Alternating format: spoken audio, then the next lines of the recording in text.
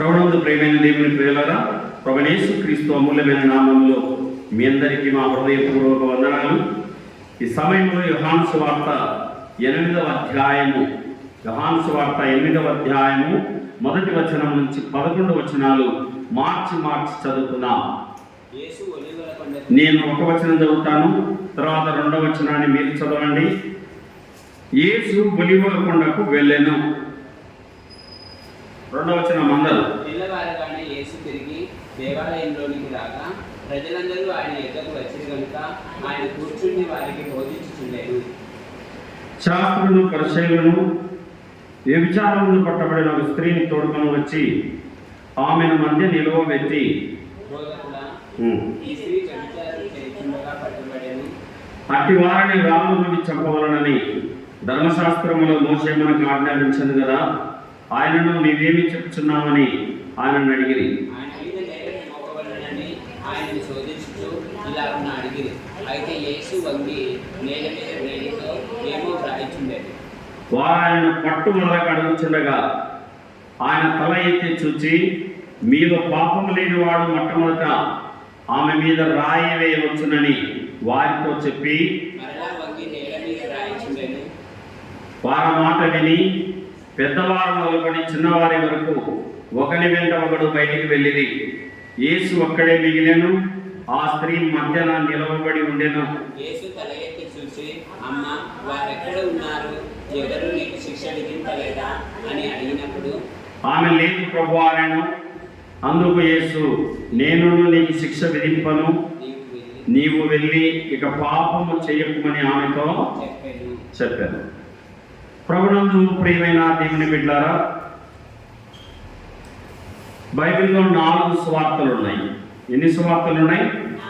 మత్తయి, mark, లూకా, యోహాను. అపోస్తల కార్యాలు కూడా సువార్తే. ఈ 5 గ్రంథాలు 5 చేతి వ్రేళ్ళు. ఆదికాండము, నిర్గమకాండము, సంఖ్యాకాండము, లేవియకాండం, దివ్యోపదేశకాండం, ఈ 5 కాండాలు 5 చేతి వ్రేళ్ళు. సో ఈ యొక్క గ్రంథంలో మన ప్రభువైన యేసుక్రీస్తు ప్రేమ సందేశము మనకు కనబడతా ఉంది. యేసు ప్రభు భూలోకంలో ఉన్న దినాలలో దేవుడు మానవుడిగా దిగి వచ్చాడు. ఆయన సృష్టికర్త, రక్షణకర్తగా దిగి వచ్చాడు మన కోసమే. ఆయన భూలోకానికి మానవుడిగా దిగి వచ్చినప్పుడు ఒక పాపాత్మురాలైనటువంటి స్త్రీ, ఒక వ్యభిచారమందు పట్టబడిన ఒక స్త్రీ యేసు ప్రభు దగ్గరికి తీసుకుని రాబడింది. ఇక్కడ ఈ స్త్రీ యేసు ప్రభు దగ్గర ఎందుకు తీసుకొచ్చారు? శాస్త్రులు పరిచయులు తప్పు పట్టడానికి తీసుకొచ్చారు. ఈమెను రాళ్ళతో కొట్టండి అని అన్నాడు అనుకో, నువ్వు దేవుడివి కదా, ఈ మాట అనొచ్చా? నువ్వు దేవుడివి కదా, ఈమెను క్షమించచ్చు కదా అని అందాము అని ఫిక్స్ అయినారు. ఒకవేళ ఈమెను వదిలేయండి, ఈమెనేం చేయగాకండి అని అన్నాడు అనుకో, నువ్వు ధర్మశాస్త్రంలో తప్పు చేసిన వాళ్ళని రాళ్ళతో కొట్టి చెప్పాలని ఉంది కదా, నువ్వు ఎందుకు ఇలా అంటున్నావని అలా 2 దారులు వెతుక్కొచ్చుకున్నారు. వద్దంటే కొట్టద్దు అని అన్నాడు అనుకో, నువ్వేమి అసలు ధర్మశాస్త్రాన్ని మీరుతున్నావయ్యా అందామని రెడీ అయిపోయారు. కొట్టండి అని అన్నాడు అనుకో, నువ్వేం దేవుడివయ్యా కొట్టమని చెప్తున్నావు పాపం చేసిన వాళ్ళను అందామని ఫిక్స్ అయినారు. అయితే యేసు ప్రభు చూడండి 3వ వచనంలో, శాస్త్రులు పరిచయులు వ్యభిచారములు పట్టబడిన ఒక స్త్రీని తోడుకొని వచ్చి ఆమెను మధ్య నిలవబెట్టి, ఎక్కడ నిలబెట్టారు? ప్రజలందరి మధ్యలో ఆమెను నిలవబెట్టారు.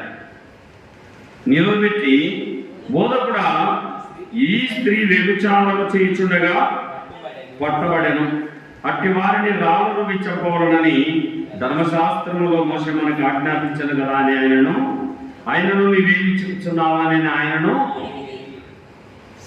ఇక్కడ ప్రశ్న వాళ్ళే వేస్తున్నారు, సమాధానం వాళ్ళే చెప్తున్నారు. యేసు ప్రభు ఏం చెప్పాలా, ఏం చెప్పకూడదో అర్థం కాని పరిస్థితిలో ఉన్నాడా? లేదని ఆయనకు తెలుసు. ఇది చాలా యుక్తిగా వీళ్ళు నన్ను ఇరికించడానికి వేసిన పన్నాగం. యేసు ప్రభువును ఎలాగైనా మాటలలో ఇరికించాలా, ఎలాగైనా తప్పుపట్టాలా, ఎలాగైనా ఆయనను కొట్టాలా అన్నటువంటి దురుద్దేశము ఇక్కడ స్పష్టంగా కనబడతా ఉంది. ఈ స్త్రీ పాపాత్మురాలు, వ్యభిచారం చేయించుండగా పట్టబడిన స్త్రీ, పాపాత్మురాలైన స్త్రీ. బైబిల్లో యేసు ప్రభు ఒక మాట అన్నాడు, నశించిన దాన్ని వెతికి రక్షించడం మనుష్య కుమారుడు వచ్చాడు, పాపులను రక్షించడం క్రీస్తు యేసు లోకానికి వచ్చాడు. Christ Jesus came into the world to save sinners. పాపులను రక్షించడం దేవుడు మానవుడయ్యాడు, సృష్టికర్త రక్షణకర్త అయ్యాడు. కాబట్టి ఇలాగా సత్యం ఎరగరు శాస్త్రులు, పరిచయులు, సద్యుకులకు ఎంతసేపు భూలోకములో అధికారాలు కావాలి, ఇంకేం కావాలి, ధనధాన్యాదులు కావాలి. ఈయన జనాలు ఈయన వెంట తండోపతండాలుగా వెళ్తా ఉన్నారు. ఎందుకు? యేసు ప్రభు వెంట మంచి మాటలు దొరుకుతాయి, మంచి బోధ, మంచి భోజనం కూడా దొరుకుతుంది. ఇక మనకు రొట్టెలు దొరుకుతాయి, చేపలు దొరుకుతాయి, మనకు వంట చేసుకునే పని కూడా ఉండదు. జనాలు తండోపతండాలుగా యేసుప్రభు వెంట వేల మంది, 5,000 మంది పురుషులు, వారి భార్యలు, వారి పిల్లలు, ఒక్కొక్కరికి 2 పిల్లలు వేసుకున్నా కానీ అటు 10,000 ఇటు 10,000 20,000 మంది యేసుప్రభుతో కూడా నడుస్తున్నారు. ఇప్పుడు 20,000 మందితో యేసుప్రభు నడుస్తుంటే ఎలా ఉంటుంది చూడడానికి? కన్నులకు పండగగా ఉంటుందా ఉండదా? 100 మంది 200 మంది ఉంటేనే ఎంతో కలగా ఉంటుంది. 20,000 మంది యేసుప్రభుతో కూడా వస్తూ ఉంటారు కొండ మీద. అందుకే ఏ హాలు సరిపోదు, ఏ ఊరు సరిపోదని కొండ మీదకి వెళ్ళేవాడు యేసుప్రభు ప్రసంగం చేయడానికి. ఎందుకు? ఆ దినాలలో మైకులు లేవు. ఆ గాలికి ఆ మాటలు ప్రజలకు చేరతాయని ఆ ఎత్తైనటువంటి స్థలంలో ఆయన కూర్చొని వార చేసేవాడు. కాబట్టి ఇక్కడ మనం గమనిస్తే ఈ స్త్రీని ఆయన ముందు పెట్టి శోధిస్తూ ఉన్నారు. చూడండి, 6వ వచనంలో ఆయన మీద నేరము మోపవలనని ఆయన శోధించుచు ఇలాగున అడిగారు. నేరం మోపాలి. ఏం మోపాలి? పలకాలి, అందరూ పలకాల. యేసు ప్రభు పైన నేరాలు వేయడానికని ప్లానింగ్ స్కెచ్ చేశారన్నమాట. చూడండి, ఎంత భయంకరమైనటువంటి కుట్రపూరితమైనటువంటి వ్యక్తులు ఉన్నారు భూలోకంలో.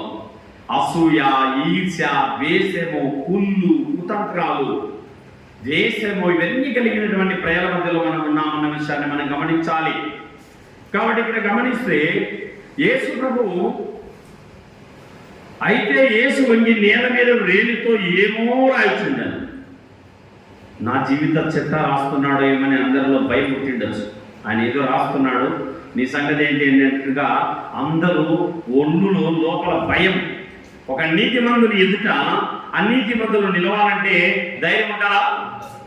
ఓ పరిశుద్ధుని ఎదుట పాపులు నిలవాలంటే ధైర్యం ఉంటుందా? ఉండదు. అందరూ భయపడుతున్నారు. ఏంటి రాస్తున్నాడు ఈయన భూమి మీద అని జనాలు భయపడుతున్నారు. వారాయనను పట్టు వదలక అడుగుచుండగా, పట్టు వదలలే. ప్రభువా, ఈ స్త్రీ పాపాత్మురాలు, వ్యభిచారం చేత పట్టబడింది, మేమేం చేయాలి? నేను చెప్పు చెప్పు చెప్పు చెప్పు అని పట్టు వదలక అడుగుతుండగా యేసు ప్రభు అన్నాడు, ఏమన్నాడు? మీరు పాపము లేనివాడు మొట్టమొదట ఆమె మీద రాయి వేయవచ్చునని వారితో చెప్పి. ప్రపంచంలో నీతిమంతుడు లేడు, ఒక్కడు లేడు. మేలు చేయవాడు లేడు, ఒక్కడు లేడు. ఏ భేదము లేదండి. అందరూ పాపం చేసి దేవుని మహిమను పొందలేక పోతున్నారు. అశాశ్వతమైనటువంటి ఈ లోకములో శాశ్వతమైన దైవత్వాన్ని విడిచి మానవుడు భూలోకములో పాపముల చేతను, అపరాధముల చేతను పట్టబడుతున్నాడు. అందరూ కూడా ఏం చెప్పాలో అర్థం కాలేదు. మీలో పాపము లేనివాడు మొట్టమొదట మీద రాయవేయండి. ఆయన కొట్టద్దు అని లేదు, కొట్టాలి అని లేదు, కొట్టండి అని చెప్పడం లేదు, చెప్పాలా? కొట్టండి అనడం లేదు, కొట్టద్దు అనడం లేదు. బాగా ఇక్కడ దేవుని జ్ఞానాన్ని మనం గమనించుకోవాలి. ఎవరైనా మనల్ని ఇబ్బంది పెట్టాలని ప్రశ్నించినప్పుడు కొంచెం నిదానించి ఆగి ఆలోచించి మాట్లాడితే ఇలాంటి ఆలోచనలే మన దేవుడు మనకు ప్రసాదిస్తాడు. కాబట్టి ఇక్కడ మనం గమనిస్తే యేసు ప్రభు అంటున్నాడు, మీలో పాపము లేనివాడు మొట్టమొదట మీ మీద రాయి వేయవచ్చును. అందరికీ మనసాక్షి ఉంది కదా, మనసాక్షి. ఒక దొంగ ఒక ఆఫీసులో పనిచేస్తున్నాడు. ఎన్నాళ్ళు పనిచేసినా నాకు 1000 రూపాయల జీతము, ఒక్కసారిగా నేను ఈ ఆఫీసులో పెద్ద డబ్బు తీసుకొని నేను వెళ్ళిపోవాలి, ఎంతకాలం చేసినా నాకు 1000 రూపాయల జీతము, నేను ఎలాగైనా సరే ఆఫీసులో క్యాష్ కౌంటర్లో, అది బ్యాంక్ అన్నమాట, బ్యాంకులో ఉన్న డబ్బు ఎవరి డబ్బు? ప్రజల డబ్బు, ప్రజల ధనాగారం అది. సో మొత్తానికి వ్యక్తికి ఎలాగైనా సరే నేను డబ్బు తీసుకొని వెళ్ళిపోవాలన్నటువంటి ఆలోచన. 1000 రూపాయల జీతము, సంవత్సరం అంతా పనిచేసిన 12,000, తర్వాత జీవితాంతం పనిచేసిన నేను పైకి రాలేను, రెక్కాడా డొక్కాడా, కాబట్టి నేను ఏదో ఒకటి చేయాలన్నటువంటి ఆలోచనతో డబ్బు తీసుకొని పారిపోతున్నాడు. ఈ జోయిల్లో 2 లక్షలు, ఈ జోయిల్లో 2 లక్షలు పెట్టుకొని పారిపోతా ఉన్నాడు బ్యాంక్ డబ్బు తీసుకొని. వెళ్తా ఉంటే ఒక సబ్ ఇన్స్పెక్టర్ పోలీస్ వాహనం ఆ దిశగా వెళ్తా ఉంది. వెళ్తా ఉంటే అయ్యో వర్షంలో ఈ పిల్లోడు ఎవడో తరుస్తూ ఉన్నాడు, ఇబ్బంది పడుతున్నాడని పోలీస్ జీప్ ఆపి కారు ఎక్కువయ్యా అన్నాడు. ఏమన్నాడు? కారు ఎక్కువ బాబు అన్నాడు. అనేసరికి మనకి ఏమర్థమైపోయింది, నేను దొంగను కదా, నా జోయిలో ఇక్కడ 2 లక్షలు, ఈ జోయిలో 2 లక్షలు ఉంది, నేను దొంగను కాబట్టి ఈయనకి ఏమైనా తెలిసిందో ఏమో, కాబట్టి అందుకేనేమో నన్ను ఆపుతున్నాడని ఆ పోలీస్ జీప్ చూసి పరిగెడుతుంటే సబ్ ఇన్స్పెక్టర్కు ఎస్ఐకి డౌట్ వచ్చింది. అరే ఎందుకురా వీడికి కారు ఆపి మరీ ఎక్కమంటే వీడు కారులో ఎక్కకుండా పరిగెడుతున్నాడని వాడిని స్పీడ్గా పరిగెత్తి వాడిని పట్టుకుంటే వాని జోయిలో 4 లక్షల రూపాయల డబ్బు ప్రజానందరికి. ఇది మనసాక్షి లోపల. ఇక్కడ కూడా వీళ్ళలో ఏముంది? ఇప్పుడు మీలో పాపము లేని వాడు మొట్టమొదట ఆమె మీద రాయి వేయండి. యేసు ప్రభువు ఏం చెప్తున్నాడు? మీలో పాపము లేని వాడు ఎవడో ఆమె మీద మొట్టమొదట రాయి విసరండి అని అన్నప్పుడు అందరూ కూడా చేతులు దులుపుకొని, నేను మంచోని కాదు, నా ఆలోచనలు మంచివి కాదు, నాకు పాపం ఉంది, నేను చెడ్డవాణ్ణి అంటే ఒక మనిషిని ఏలు పెట్టి ఇలా చూపించేటప్పుడు ఒక ఏలుతో ఆ మంచి చెడ్డోడు, ఆమె ఆ స్త్రీ మంచిది కాదు, ఆ బ్రదర్ మంచివాడు కాదని ఒక వ్యక్తిని ఏలు పెట్టి చూపేటప్పుడు మిగతా 3 ఏళ్ళు ఎక్కడ చూపుతున్నాయి? మన వైపు చూపుతున్నాయి. నీవెలా ఉన్నావు? ఇక్కడ అందరికీ అదే మనస్సాక్షి. సరే ఈయన పాపం చేసింది వాస్తవం, వ్యభిచారం చేయించుండగా పట్టబడింది వాస్తవమే, కాబట్టి ఇప్పుడు ఈమెను రాళ్ళతో కొడితే నేను చేసిన పాపాలను బట్టి నన్ను కూడా వీళ్ళు ఏం చేయాలా? రాళ్ళతో కొట్టాలి. కాబట్టి ఇది న్యాయమే లేనేసి అందరూ వెళ్ళిపోయినారు. అక్కడ ఒక్కరు మాత్రమే మిగిలాడని చూడండి 9వ వచనము, పెద్దవారు మొదలుకొని చిన్నవారి వరకు ఒకని వెంట ఒకడు బయటికి వెళ్ళిరి, యేసు ఒక్కడే మిగిలెను. ఎంతమంది మిగిలారు ఇక్కడ? దేవుడు ఒక్కడే మిగిలినాడు. ఇక దేవుడికి ఈయన పుట్టుక పరిశుద్ధమైంది. ఈయన పురుషుని సహాయం లేకుండా దేవుడు దేవుడిగా ఆ కన్య మరియ గర్భాన జన్మించాడు. పుట్టుక పవిత్రం, జీవితం పవిత్రం, నడక పవిత్రం, ఆహారం పవిత్రం, ఆయన సేవ పవిత్రమైన సేవ. ఆయన పవిత్రుడు. చదవండి ఎఫెసీయులకు రాసిన పత్రిక 7వ అధ్యాయము 26వ వచనము. అపోస్తలుడైన పౌలు ఎఫెసీయులకు రాసిన పత్రిక 7వ అధ్యాయము 26వ వాక్యము.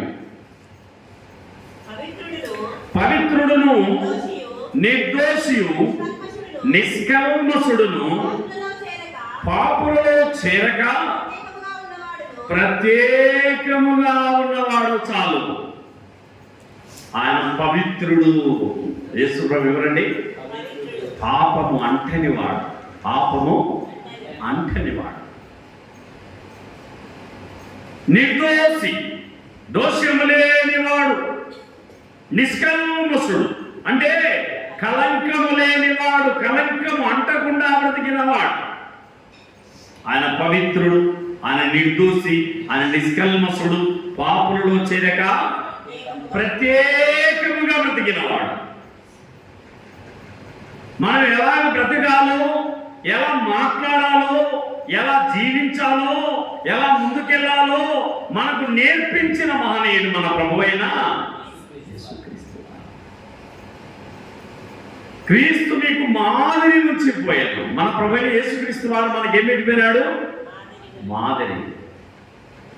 ఇస్కరియోతు యూదా యేసు ప్రభువును 30 వెండి నాణాలకు అమ్మాడు.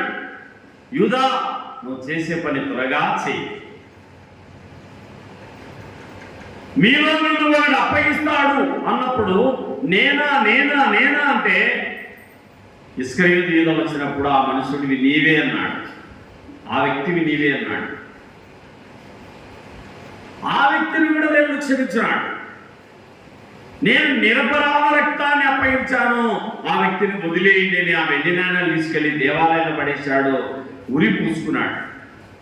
ఆ ఉరి ఏదో పోసుకోకుండా యేసుప్రభు పాదాల మీద పడి, దేవా తెలియక నేను సిలువకు అప్పగించాను, నన్ను క్షమించు అని ఆ యొక్క ఇస్కరియోతు యూదా అడిగితే అతనికి కూడా క్షమాపణ దొరికేది. ఆయన క్షమించాడు.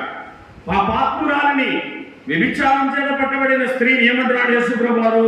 10వ వచనం, యేసు తల ఎత్తి చూచి, అమ్మా వారెక్కడ ఉన్నారు? ఎవరు నీకు శిక్ష విధింపలేదా అని అడిగినప్పుడు ఆమె లేదు ప్రభువా అని. అందుకు యేసు, నేను నీకు శిక్ష విధింపను, నీవు వెళ్ళి ఇక పాపము చెయ్యకుమని ఆమెతో చెప్పాడు. యేసు ప్రభు ఆ తల్లితో ఏమంటున్నాడు? అమ్మా అమ్మా. ఇంత మంచి మాట 10వ వచనంలో, యేసు తల ఎత్తి చూచి అమ్మా అమ్మా. పాపాత్మురాలిని రాళ్లతో కొట్టడానికి రెడీ అయినటువంటి స్త్రీని యేసు ప్రభు ఏమని పిలుస్తున్నాడు? అమ్మా. మన కాలనీలో, మన ఊర్లో పాపాత్మురాలు ఉంది, ఒక విచారం ఉంది, ఎలా పిలుస్తావు? అసలు లెక్కే చెయ్యవు. ఎందుకు? ఈ పిల్ల మంచి పిల్ల కాదు, ఈ పిల్లోడు మంచోడు కాదు, వీడు భయంకరమైన పాపాత్ముడని అప్పుడే తీర్పు తీర్చేస్తాం మనం. యేసుప్రభు మనసు అలాంటి మనసు కానీ, యేసుప్రభు మనసు ఏంటంటే క్షమాపణ. తను చంపిన వాడిని కూడా క్షమాపణ ఇచ్చే గొప్ప మనసు కలిగిన మహనీయుడు మన ప్రభు అయినా. అమ్మా వారెవ్వరూ నేను శిక్షించలేదంటే, లేదు ప్రభు అంటే, నేను కూడా నిన్ను శిక్షింపను. ఎంత క్షమాపణ ఇచ్చాడండి ఈ స్త్రీకి తల్లి దేవుడు. ఆ రోజు నుండి ఆ స్త్రీ మార్పు చెందింది. నీవు వెళ్ళి ఇక పాపము చేయకుము. ఏమంటున్నాడు యేసుప్రభు ఆ తల్లితో? నీవు వెళ్ళి ఇక పాపము చేయకుము. ఇంకా చేస్తుందా? పెద్ద శిక్ష తప్పించుకుంది, నేను రాళ్ళ దెబ్బలు తప్పించుకుంది.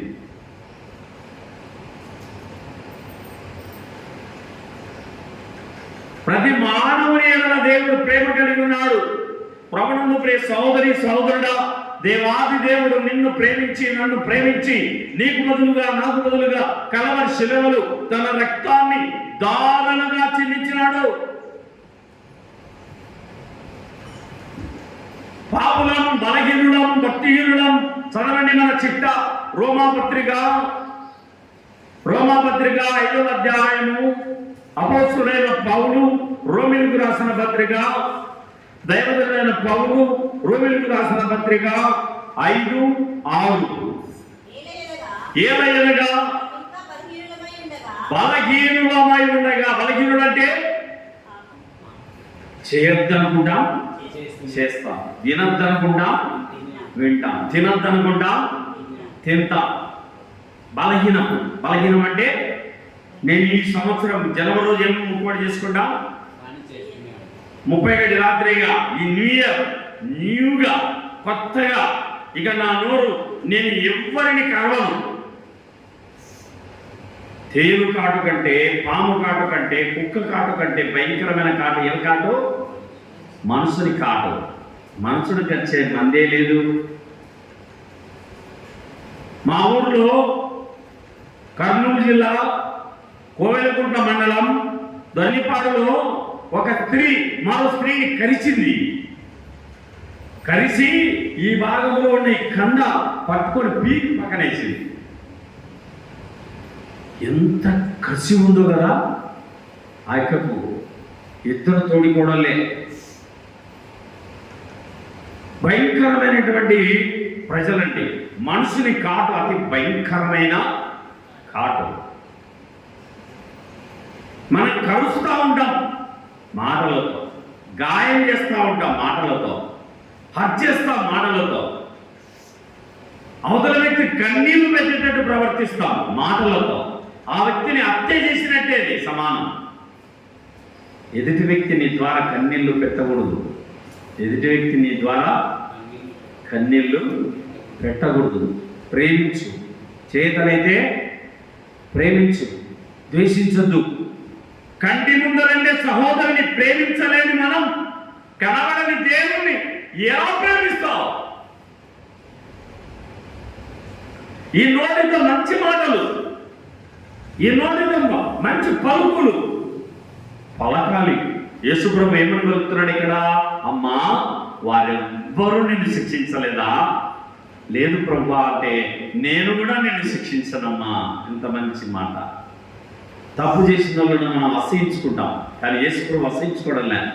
ఇవి ఎంతమంది స్త్రీలతో ఎంతమంది పురుషులతో ఏ విచారం చేసిందో కానీ యేసుప్రభు ఆ పాపాలన్నీ క్షమించేసినాడు. ఓ చిన్న తప్పు చేస్తేనే భూతత్వంలో పెట్టి చూస్తావు. నీ తప్పులు మాత్రం చూసుకో, ఎనికి తిరిగి చూడవు. గురిందని తెలియదు, నేను ఎర్రగా అనుకుంటాంటది. దాని కింద నలుపు ఉంది, దానికి కూడా దానికి తెలియదు. నేను చేసేది నేను నీతిమంతుని అనుకుంటావు, కానీ నీలో నాలో ఏ మాత్రం మంచితనం లేదండి. ఏ మాత్రం మంచితనం. నేను నీతిమంతుడిని, నేను నీతిమంతురాలని అనడానికి మనలో ఏ మాత్రం కొలతలు పెడితే మన నోటి ద్వారా ఎంతమంది గాయపరచబడ్డారు, మన చూపుల ద్వారా, మన మాటల ద్వారా, మన నడక ద్వారా, మన ప్రవర్తన ద్వారా ఎంతమంది కన్నీళ్లు పెట్టించాం. మనలో ఏ మంచితనమో చెప్పాలి. మనలో ఏ మంచితనమో. తేలు కొండలో విషం, పాముకు తలలో విషం, మనసునికి నిలువెల్లా దేవుని వాక్యములు మనం క్లియర్గా మనం చూడవచ్చు అన్నమాట. ఈ స్త్రీతో యేసుప్రభు అంటున్నాడు, అమ్మా, వారెవ్వరూ నేను శిక్షించలేదా?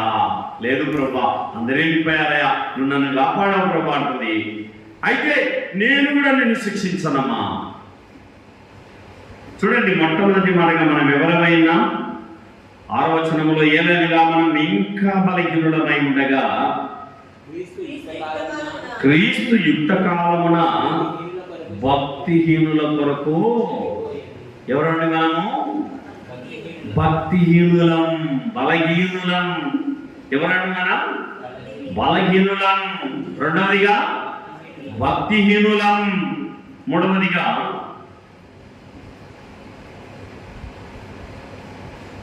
8వ వచనం, అయితే దేవుడు మన ఎడల తన ప్రేమను వెల్లడిపరచుచున్నాడు. ఎట్లనగా మనం ఇంకను పాపులమై ఉండగానే క్రీస్తు మన కొరకు చనిపోయెను. ఇక్కడ పాపులం. ఎవరండి మన లెక్క? బలహీనులం, భక్తిహీనులం, పాపులం. మనలో పాపము లేని వాడెవడు? ఎవరు లేదు, అందరూ పాపులమే. ఇంకేమని చెప్తున్నాడు? 10వ వచనం, ఏలైనగా శత్రువులమై ఉండగా ఆయన కుమారుని మరణము ద్వారా మనం దేవునితో సమాధానపరచబడిన వారమై ఆయన జీవించడం చేత మరి నిశ్చయముగా శత్రువులం. ఎవరండి మనము? శత్రువులం. బలహీనులం, భక్తిహీనులం, పాపులం, శత్రువులం. మన చిత్తాంగా చాలా వదిలేదు.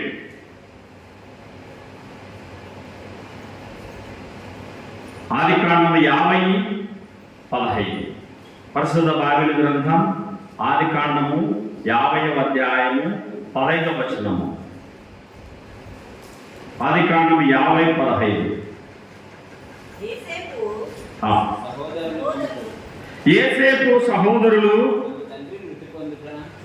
తమ తండ్రి మృతి పొందడం చూచి ఒకవేళ యేసేపు మన యందు పగబట్టి మనం అతనికి చేసిన కీడు అంతటి చొప్పున మనకు నిశ్చయముగా కీడు జరిగించననుకొని చాలు. యేసేపుకు తన అన్నలు యాకోబు సంతానం వీరందరూ.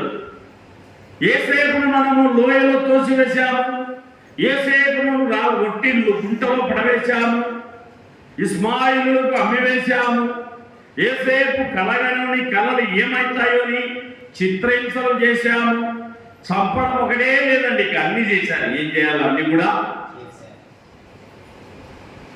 ఇప్పుడు డాడీ కూడా తెలిపినాడు యాకోబు గారు, ఇక మనల్ని ఏం చేస్తాడో, ఎవరు పగబడతాడో అని భయపడతా ఉన్నారు యేసేపు అన్నలు.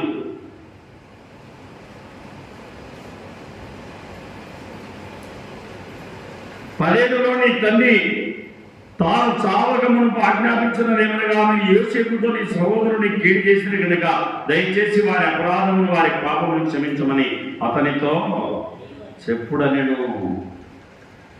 ఉన్నప్పుడే యోసేపు నేను వాళ్ళు చాలా బాధలు పెట్టారు.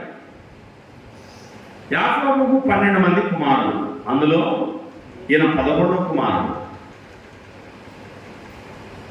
10 మంది అన్నలు ఉన్నారు యోసేపు.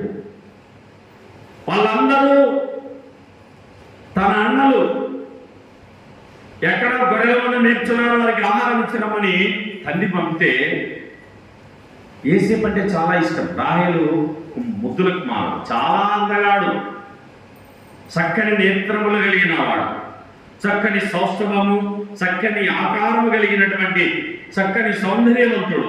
యేసేపు మన ప్రభువైన యేసుక్రీస్తుకు పోలికగా ఉన్నాడు. యేసేపు 30 వెండి నాణెములకు అమ్మబడ్డాడు. మన ప్రభువైన యేసుక్రీస్తు వారు కూడా 30 వెండి నాణెములకు అమ్మబడ్డాడు. యేసేపు కొట్టబడ్డాడు. మన ప్రభువైన యేసుక్రీస్తు వారు కూడా కొట్టబడ్డాడు. యేసేపు అనేక బాధలు చెరసాలలో అనుభవించాడు. మన ప్రభువైన యేసుక్రీస్తు కూడా భూలోకములో ఎన్నో బాధలు అనుభవించాడు. యేసేపుకు తన అన్నలే పగబట్టారు. యేసు ప్రభు కూడా తన యొక్క అన్నలే శత్రువులుగా మారారు. కాబట్టి ఇక్కడ మనం గమనిస్తే ఏం చేస్తాడో యేసేపు, మన పరిస్థితి ఏంటి అనుకుంటున్నాను. చూడండి 19వ వచనం 50వ అధ్యాయము ఆదికాండము. యేసేపు భయపడకుడి, నేను దేవుని స్థానమందున్నానా, మీరు నాకు కీడు చేయ ఉద్దేశించుదురుగా. 17వ వచనంలో నీ తండ్రి తాను చావక మునుపు నీ తండ్రి దేవుని దాసుల అపరాధం క్షమించమని వారు యేసేపుతో ఇలాగ మాట్లాడుతుండగా అతడు ఏడ్చెను. మరియు అతని సహోదరులు పోయి అతని ఎదురు సాగిలపడి ఇదిగో మేము నీకు దాసులను నమ్ముతామని చెప్పగా యేసేపు భయపడకుడి, నేను దేవుని స్థానమందు ఉన్నానా, మీరు నాకు కీడు చేయ ఉద్దేశించితిరి గాని నేటి దినమున జరుగుతున్నట్టు అనగా బహు ప్రజలను బ్రతికించున్నట్లుగా అది మేలుకే దేవుడు ఉద్దేశించను. కాబట్టి భయపడకుడి, నేను మిమ్మును మీ పిల్లలను పోషించదనని చెప్పి వారిని ఆదరించి వారితో ప్రీతిగా మాట్లాడెను. ఎంత మంచి మనస్సు. యేసు ప్రభు పాపాత్మురాలని క్షమించినట్టుగా యేసు ప్రభు కూడా ఇక్కడ ఏమిస్తున్నాడు, వాళ్ళందరికీ క్షమిస్తున్నాడు. కొట్టి రాళ్ళతో కొట్టి లోయలో పడేసి 30 వెండి నాణాలు తీసుకొని ఈ పిల్లోని తీసుకోకండి మా పిల్లోడిని ఇస్మాయిలుకు అమ్మివేసి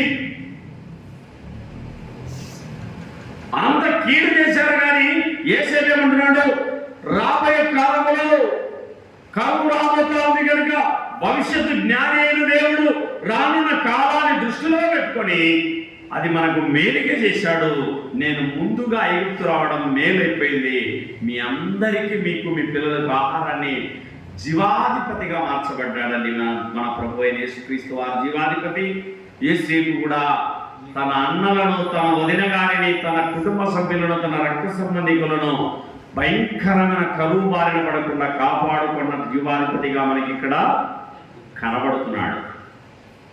ప్రభునందు ప్రియ సహోదరుడా, ఎదుటి వ్యక్తిని గాయం చేసినప్పుడు, నిన్ను హింసించినప్పుడు, నిన్ను బాధించినప్పుడు, నిన్ను తిట్టినప్పుడు, నిన్ను కొట్టినప్పుడు, నిన్ను ఏడిపించినప్పుడు ఆ వ్యక్తిని క్షమించు, నేను నిన్ను క్షమిస్తున్నానని చెప్పగల మనస్సు మన ప్రభు అయిన యేసుక్రీస్తు వారిది.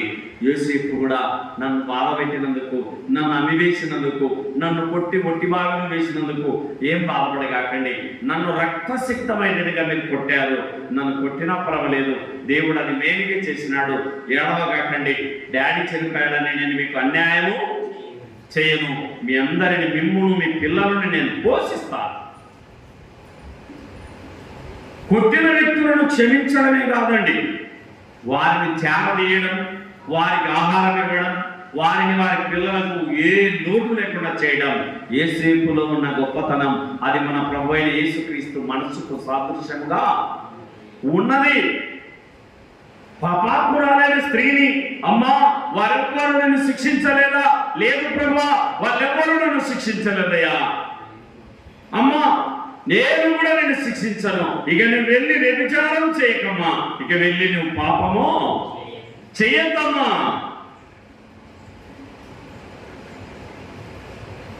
భర్తను కాదని భార్య, భార్యను కాదని భర్త చేసేదాన్ని ఏమంటారు? వ్యభిచారం అంటారు. మళ్ళీ ఈ స్త్రీకి భర్త ఉన్నాడో లేదో తెలియదు, ఎంతమంది భర్తలు ఉన్నారో కూడా. ఈమె గురించి కాదు కానీ ఒక స్త్రీ గురించి, సమరయ స్త్రీ గురించి 5 భర్తలు ఉన్నారట. ఇప్పుడు ఉన్నవాడు కూడా నీవాడు. యాకోబు బావి దగ్గర సమరయ స్త్రీ జీవితాన్ని మార్చడానికి వెళ్ళిన మహనీయుడే మన ప్రభు అయిన పాపములో పడి చెడినేనుండగా పాతాళమే నా గతి అనుకొనగా. నేను ఏ పాపం చేయలేదంటారేమో, నేను చీమను కూడా చూసి పక్కకు పోతానో, నేను ఎవరిని ఇబ్బంది పెట్టలేదన్నో, నేను ఎవరిని తిట్టలేదన్నో, ఎవరిని కొట్టలేదన్నో. అసహ్యం ఉందిగా, కుళ్ళుందిగా, ఈర్ష్య ఉందిగా, చెడ్డమాటలు ఉన్నాయిగా. ఇవన్నీ ఏమంటారు? పాపాలే. పాపములో పడి చెడినేనుండగా పాతాళమే నా గతి అనుకొనగా పట్టుకొంటివి నాదు హృదయము స్తుతి పాడెదను యేసువా. స్తుతి పాత్రుడవు నీవేగా, స్తుతి పాత్రుడవు నీవేగా. నా కొరకు మరణించి మృతి గెలిచినావా, నా కొరకు మరణించి మృతి గెలిచినావా. స్తుతి పాడెదను యేసువా. స్తుతి పాత్రుడవు నీవేగా, స్తుతి పాత్రుడవు నీవేగా. ఎందుకు నాపై ఇంతటి ప్రేమ వివరించుటకు ఎంతటి వాడను. ఎందుకు నాపై ఇంతటి ప్రేమ వివరించుటకు ఎంతటి వాడను. ఏమి ఇచ్చి నీ రుణము తీర్తును, ఏమి ఇచ్చి నీ రుణము తీర్తును. స్తుతి పాడెదను యేసువా. స్తుతి పాత్రుడవు నీవేగా, స్తుతి పాత్రుడవు నీవేగా. పరిశుద్ధుడా పరిపూర్ణుడా పాపుల రాక్షకుడా, నా కొరకు మరణించి మృతి గెలిచినావా, నా కొరకు మరణించి మృతి గెలిచినావా. ఎంత మంచి మాట. యేసేపు అంటున్నాడు, అన్నలారా మీరేం భయపడకాకండి, నాన్న చనిపోయాడని నేను మిమ్మల్ని ఇబ్బంది పెట్టను, నాన్న చనిపోయాడని మీకు ఏమాత్రం బాధ కలిగించను, మిమ్మల్ని పోషిస్తా, మీ పిల్లలను పోషిస్తా. ఆనాడు మీరు నన్ను అమ్మకపోతే, ఆనాడు మీరు నన్ను కొట్టి లోయలో తొయ్యకపోతే, ఆనాడు నన్ను గాయాల పాలు చేసి నన్ను ఇస్మాయిలులకు అమ్మకపోతే నేను ఐగుప్తుకు వచ్చేవాడిని కాను, ఐగుప్తుకు ప్రధానమంత్రిని అయ్యేవాడిని కాదు, ఐగుప్తును ఏలే నాయకుని కాకపోయిందును. నేను రావడం మేలే అయింది. నేను ముందుగా దేవుడు రానున్న కరువు కాలాన్ని దృష్టిలో పెట్టుకొని నన్ను ముందుగా ఐగుప్తుకు పంపినాడు. కాబట్టి మీరు భయపడ అవసరమో లేదు. ధైర్యపరుస్తున్నాడు తన అన్నలను. సోదరి, ప్రభునందు ప్రియ సహోదరుడా, నా దేవుని ప్రజలారా, యేసు ప్రభు ఎలాగైతే తన తన యొక్క స్త్రీని, ఆ యొక్క పాపాత్మురాలైన స్త్రీని శిక్షించకుండా రక్షించాడో, తన అన్నలను కూడా యేసేపు ప్రేమించిన మనసు కలిగిన వ్యక్తిగా మనం ఈ వ్యక్తిని మనం గమనిస్తున్నాం. యోహాను సువార్త 11వ అధ్యాయము 35వ వచనము. యోహాను సువార్త 11వ అధ్యాయము 35వ వచనము. యేసు కన్నీళ్లు విడిచెను. కాబట్టి యూదులు అతనిని ఎలాగూ ప్రేమించను చూడుడి అని చెప్పుకొనిది. ఇక్కడ లాజరు చనిపోయాడు. ఏమైపోయాడమ్మ లాజరు? చనిపోయాడు. మరియా ఏడుస్తా ఉంది, సమాధి మీద పడి ఏడుస్తా ఉంది. మార్త ఏడుస్తా ఉంది, ప్రభువా నువ్వు వచ్చిందంటే చాలా బాగుండు,